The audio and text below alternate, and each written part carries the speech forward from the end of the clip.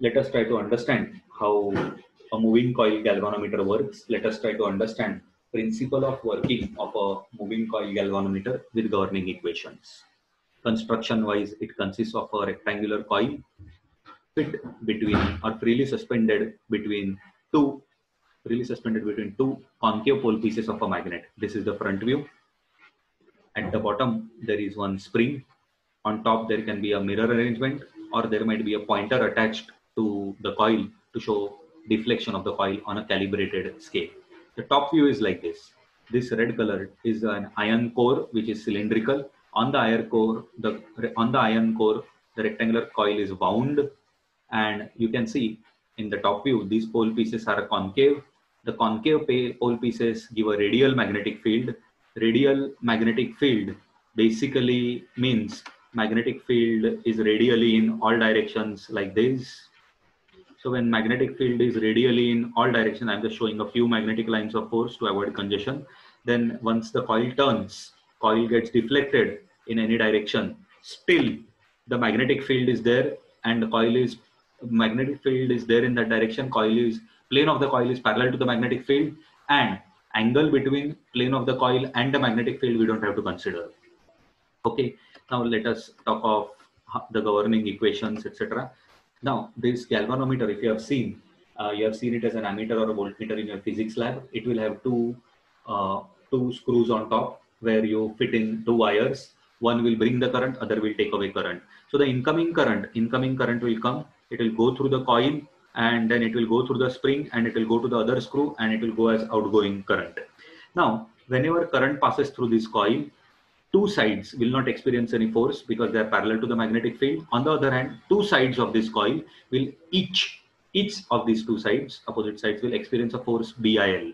Actually, the force is BIL sine theta, but B, magnetic field, and current or length are parallel. B is parallel to length or current. So in short, sorry, perpendicular, my mistake for these two sides. B is perpendicular to the current. Magnetic field is like this, current or length is like this, perpendicular. So in short, sine 90, theta is angle between them, sine 90 will be 1. So force on this as well as this will be BIL.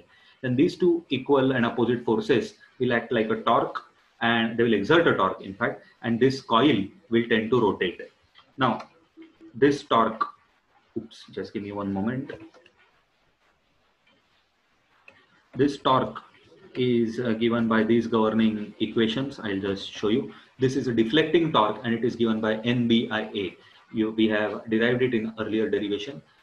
Torque will be force into perpendicular distance, BIL, L being the length of the coil, into the perpendicular distance between the two forces will be B, breadth. So BIL into B will be BI. B means capital B, BI into area A, that is for one turn, and for n number of turns, the torque will be NBI. You can see the earlier derivation to get this expression. So torque exerted by the current passing through the coil when it is placed in a magnetic field is NBI. Due to this torque, the coil will tend to rotate. I will just show. So here is the diagram, and this coil, please see, this coil will tend to rotate. Now you can see there is a spring below. By the way, this torque is called deflecting torque, NBI, because it tends to deflect the coil. Hence it's called deflecting torque. Now there is a spring below it. As soon as the coil starts deflecting, the spring will exert a torque in opposite direction called restoring torque.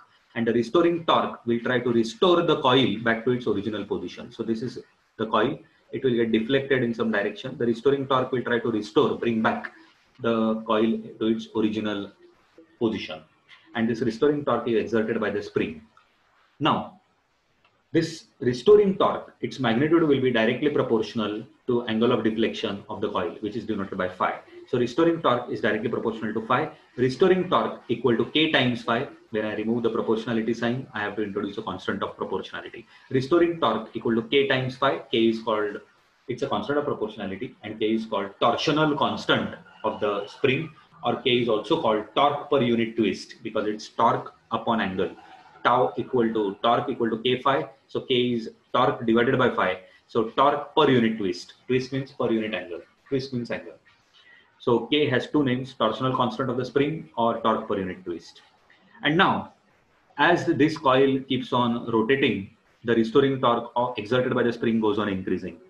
At a particular position, after deflection, the coil goes on deflecting maybe by 5 degrees, restoring torque is some value. Then coil goes on deflecting by 10 degrees, 15 degrees, restoring torque goes on increasing. Maybe at 18 degrees deflection of the coil, the deflecting torque, which is same NBI, becomes equal to restoring torque. Restoring torque increases with phi, the deflection of the angle of deflection of the coil. So at a particular angle of deflection of the coil, restoring torque exerted by the spring becomes equal to deflecting torque, and coil will come to rest. Coil will rest. So restoring torque becomes equal to deflecting torque. Restoring torque is K phi. Just a minute. Restoring torque is K phi. Deflecting torque is NBIA. I will keep the phi here. K I'll take down. K equal to NBA upon, phi equal to NBA upon K into I. Phi equal to NBA upon K into I. In a given setup, number of turns of the coil, N, is a constant in a given galvanometer. A, area of the coil is constant. You have made the coil. B, strength of the magnetic field is a constant. Of course, we can change all this, but in a given setup, I'm saying, when I'm carrying out an experiment. K, you have selected the spring, so K is constant at a particular temperature. So all these are constants. So phi is directly proportional to I. Or angle of deflection of coil is directly proportional to current passed through the coil. So if current passed through the coil doubles, then angle of deflection of coil doubles. If current passed through the coil triples, then angle of deflection of the coil triples. Direct proportion means if current increases m times, then angle of deflection increases m times, same number of times. In short, this is theory of working theory of working or principle of working of moving coil galvanometer. So basically what we do is we pass current through the galvanometer. I want to measure current, see how it works. I want to pass current, coil will start getting deflected. Spring will offer a restoring torque. When both are equal, at that angle, coil will come to rest. We'll have a pointer attached here. We'll have a pointer attached. As coil deflects, pointer will also deflect, and we will see the deflection of the pointer on a calibrated scale, on a marked scale. And then on the scale, 1 ampere, 2 ampere, 3 ampere, different currents can be marked. And according to the deflection of the pointer, we can see the current which has been passed through the galvanometer.